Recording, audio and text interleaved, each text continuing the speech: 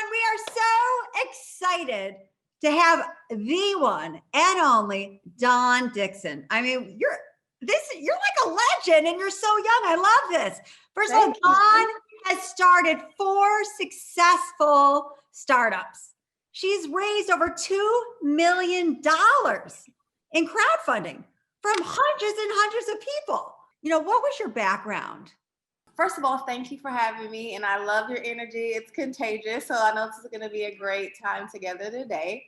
My background, I would say overall, my background is in entrepreneurship. I went to school for journalism and information technology, but I only lasted 8 months at a corporate job before I started my own business in 2001. How did you have like that spark at such a young age to start a tech company? So my friends and I were trying to figure out how can we figure out like what to do, what's going on, where do we fit in the social scene, so in entertainment.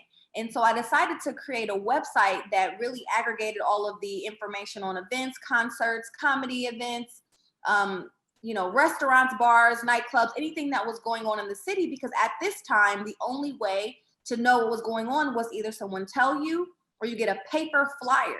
Because remember, there was no social media, there was no Eventbrite, there was no. And that year is 2000, you said? 2000. All right, 2000. Okay, great. And so you're like, okay, I'm going to create a website. So was this like an interactive website, or was it just like basically, like a Craigslist type of thing? Like, here, this is going on, and then So it just was a website, but we had streaming video, we had a music player, we would feature local artists and entertainers. So it was very dynamic. We were getting over 100,000 unique visits a month, and we had over 10,000 people on our email list. So it was a very successful media outlet that grew, and that's how my career just really took off from there. So what inspired the next business? The next business I started at the same time as my first business. I started D1 Consulting Group in 2005. It is still in business today. So I started working with small businesses and nonprofits, just helping them to get a presence for marketing and reaching their audience online. And then I did that for years. And my consulting took many different forms over the years, between nonprofit fundraising to events management, because all those things I did while running the Urban Star, which was the business that I first started. So I just did a lot of consulting until 2011. And that's when I started my company Flat Out of Heels, after consulting for almost 6 years. Okay, so tell us about Flat Out Heels. Like that, now you're consulting, you're like, wait a minute, I want to build a scalable business, or how did that all come about?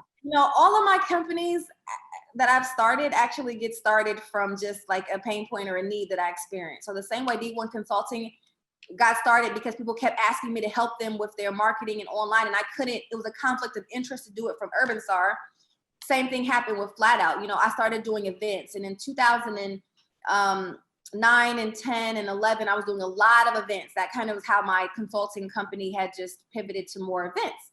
And of course, doing events, I would be out all the time. I'm wearing heels because that's the look. And then the guests at the events, they wear heels because that's the look. What if there was a vending machine where I could get a pair of flats that were, compact, that I could just keep partying? That's what I wanted to do. I thought it was a good idea. And so I started looking it up and researching, has anyone done this? Are there any rollable flats or foldable flats? Are there any shoes and vending machines? Like, it was just an idea that I had. And when I realized there wasn't any competition out there, I said, well, I've never done a consumer product. I've worked extensively with consumer product as a consultant on online marketing. Why not try my own product if there's a need for it? And so once again, I started the business in 2011. I incorporated in April 2011, and we're going on 10 years in business, celebrating 10 years in April 2021. Tell me how you began that business. I went and started deep diving to look for shoe manufacturers. At first, I was going to buy some shoes from someone that I found in the UK that made a similar product, but it was so expensive. The margins would have killed me. So I said, okay, well, I'm going to just try to do it myself, because I didn't want to pay the high margins. I wasn't going to make a lot of money if I bought them from someone else and resold them. Now let's go back to that for a second, Dawn. I mean, like, okay, so here you are now, you worked at corporate America for like 8 months. You started your events business, blah, blah, blah. Would you say you taught yourself everything? Self-taught, but not really. I just, read and studied people that were doing what I wanted to do. I didn't have mentors at the time, but then I realized I had to go get mentors because I needed more I needed more help and more guidance. But I did find my own manufacturer on Alibaba in the very early days No of way. Alibaba. You like did Alibaba before Alibaba was Alibaba. 2011, I found a manufacturer on Alibaba. It was, and I've been working with the same manufacturer for 10 years, the same. So I got lucky because it doesn't always work out that way. I think my story is a combination of just like hard work, definitely some luck in there for sure, because a lot of things can go bad when you're manufacturing overseas. And I fortunately did not experience anything like that. Now, PopCon, tell us about how you were able to create that amongst everything else. Yeah, once again, PopCom was developed as a response to a problem that I experienced. Everything that I do is just solving my own problems. I feel like that's what makes entrepreneurs great, is our ability to identify problems and solve them that we experience. And so I'm selling flat out of heels and vending machines at this point. I will skip the hard details of like my first vending machines didn't work. I had to throw them in the trash. I had to start all over again. So initially, flat out, the business model was selling shoes and vending machines. Also, I had e-commerce and also wholesale, but vending machines was a distribution channel that I really wanted to focus on, but it was very difficult. And first problem I had was finding someone to build vending machines for me. So I said, okay, I'm going to start my own business to build my own vending machines. So I started a company that I called Shoe Vending International in 2012. Shoe Vending International was just to make vending machines for flat out. So we did that. It was a small business. It was just to build machines for flat out. I got one investor who gave me $90,000 that believed in the vending distribution channel. So that's what I did. Put those first machines out. And then I started getting a lot of people contacting me, business owners, asking me, can they either buy a flat out of heels machine or can they buy a machine to sell their own products? And that's when I was like, aha, I'm on to something, because now this vending business is in demand. I never thought that I was going to start a vending business. I was just, again, solving my own problem, but now people want it. So then I said, okay, let me explore the vending industry before I really go deep into it. Simultaneously, I'm still selling my products in vending machines in Atlanta Airport, and Club Live in Miami, and Bayside Marketplace, MGM Grand Casino. And I'm growing my e-commerce store. So I came into a problem where I wasn't able to get the level of data that I was getting from my e-commerce store from this vending machine. So people would ask me, how is your machines performing? What are your sales like? What's your conversion rate, your traffic? I did not know, because there was no technology that existed to quantify this data. It didn't exist. And so before I invented this, I went out and spent 2 years meeting with vending manufacturers, going to vending shows, trying to find a solution to my problem, which was, I need to be able to get email addresses. I need to understand my traffic. I need to deliver targeted messaging. I want to do what I do on my website in person. When was that aha moment where you're like, wow, this is, this is a big deal. I'm going to make, I need to raise money. I went to a trade show in Miami called Emerge Americas. And I seen Brian Burkeen, who was the founder and CEO of Kairos, using face recognition to count the people that walk by the trade show booth. And so the technology was to help companies in marketing understand traffic in a trade show booth, if it's male or female, their emotions, how long they spend in the booth. And I said, well, if they can do that in a booth, can I put this same technology on a vending machine? Because that's what I want to know. I want to know who's walking by the machine, if they convert, how long they spend there. Can I do that? So I had a meeting with Brian Burkeen, who's the founder and CEO of this technology company. And he said, this is a great idea. It would be great to put our technology on a vending machine. It's just standing there. It could be calculating traffic, counting traffic, understanding all these things. So that's when I realized, oh my God, this is a big idea. I said, okay, this is a tech business. I'm going to have to really raise some capital. I've already raised capital for flat out. I knew what it takes. So I said, okay, I'm going to have to really raise some capital to develop this product, integrate this technology into a vending machine, hire, become a software company, hire software developers, build drivers to connect this technology with the hardware. I knew that I needed money. Bottom line, I needed money. And I knew that I needed to figure out how to grow this business. I needed to figure out what the business model was going to be that I could scale. And so that's when I started applying for accelerator programs. So not yet raising money yet, because I still didn't figure out how I was going to make money. And I don't think you should ever raise money without understanding your business model completely and your go-to-market strategy. Agree. So I knew I didn't know, I had a good idea, but I didn't know how I was going to make money and certainly how I was going to return investors money. I didn't know that yet. So I applied for several accelerator programs. One of the first use cases that I thought would be a good idea for face recognition and vending, on top of course, my own product, was cannabis, alcohol, and regulated products. Cannabis was really entering the stage in the United States for legalization across states. It was not legal yet. It wasn't legal in California. It wasn't legal federally anywhere for recreational purposes yet. But I thought it would be a great idea to be able to use a vending machine to sell cannabis. And so I pitched this idea. Keep in mind, it was an idea. I just needed somebody to believe in me, to give me a chance. Well, it wasn't really an idea, Dawn. I mean, you already had a little bit of money to start the vending machines. And yes. I'm assuming you did a partnership with the but AI technology company. was an idea. Right. But, so you've got you had a basis for raising money and that people would believe in you and a backup. I did, but also I had no track record of building technology like this. I didn't meet the criteria of a technology CEO. Yes, I had a website, which they didn't consider real tech as a website. I had, e-commerce enabled technology, but they didn't consider that. Like, this is hardcore, serious tech. Yeah. And they did not take me seriously as someone that could do this in the beginning. So the first thing that I did was just get into an accelerator program. I networked and I got into the first one that I applied to, a combination of networking and, again, luck, because I had a contact. But it was an accelerator that gave me $30,000 to start to just build out my proof of concept and my MVP. Mm-hmm. Right after that accelerator, which is called Canopy Boulder, which is the Cannabis Technology Accelerator. After that, I went to Techstars, which is very widely known, very popular technology accelerator, one of the top in the world.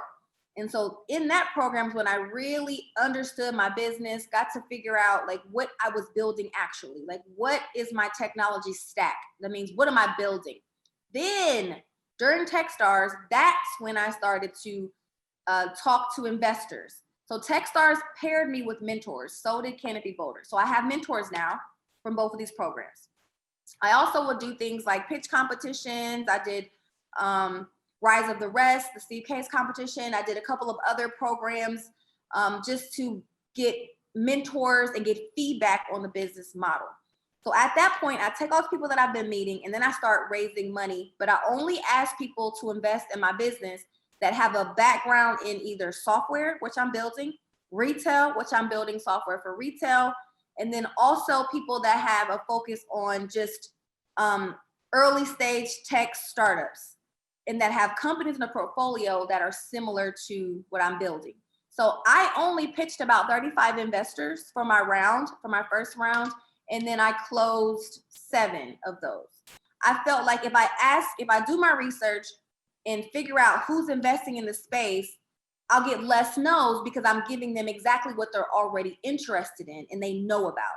You get no's most of the time when either they don't know about your industry, they're not interested, it's too early, it's too late.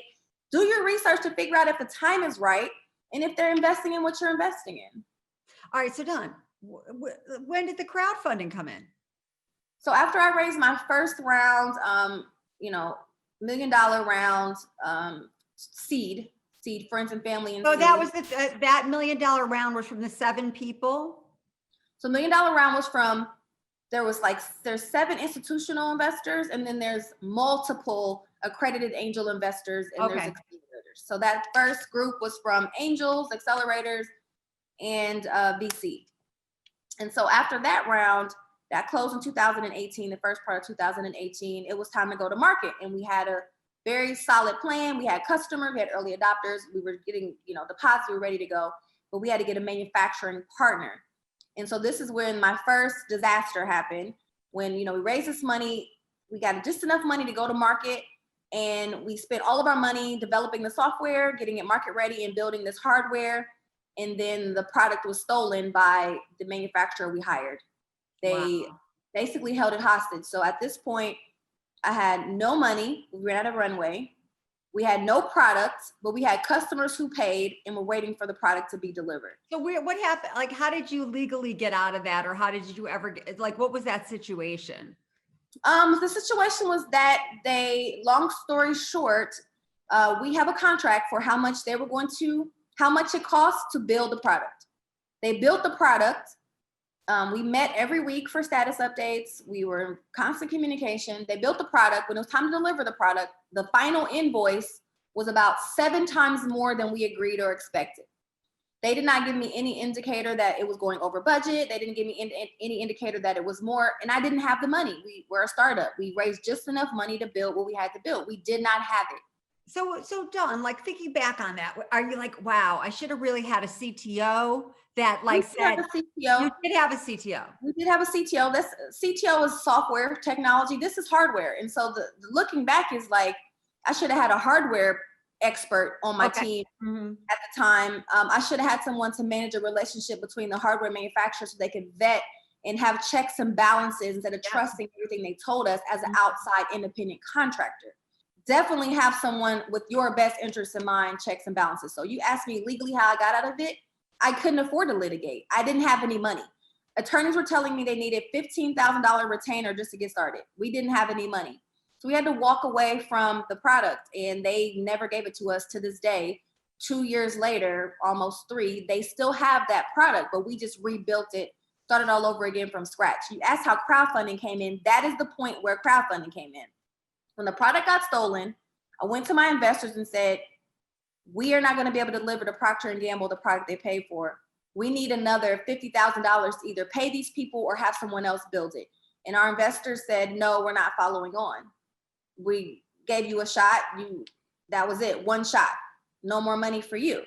And that's the point where most companies would have then failed, because there's no money, there's no product, and you're in a deep deficit. Yeah. But me, I don't quit. So I took out personal loans. You know, I have good credit, and this is the value of having good credit as a founder. You never know when you need to leverage your credit. It's not ideal to do that, but to be able to go to your own self and fund yourself is also empowering when you're in moments like this. So I went and got loans, got high limit credit cards, and funded my business for myself for about 4 months while I was working on alternative ways to raise capital.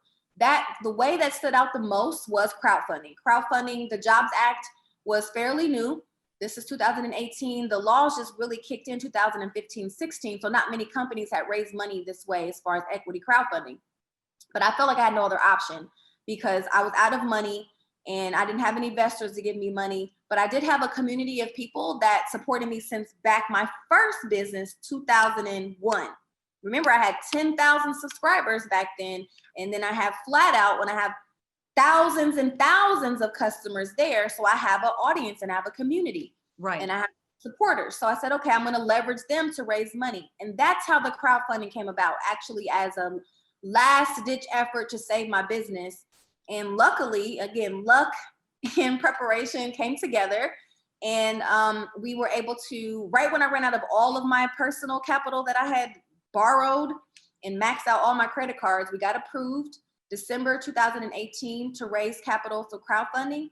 And by April 2019, I had become the first female founder to ever raise over $1 million in Orexia crowdfunding campaign by leveraging the community. I love it. So Dawn, thank you for inspiring all of us. Thank you for having me. And we're super excited and welcome you back anytime. Thank you. And keep us updated. I will. We're raising money now. So hopefully, I'm planning on another big success story with crowdfunding once again. Where can people find you? They can find me on all social media under Dawn Dickson. I'm very active on LinkedIn and Twitter. You can find PopCom on startengine.com/PopCom. Read all about what we're doing, our traction, and also if you want to invest, you can click the button and invest there. So Dawn, thank you for inspiring all of us.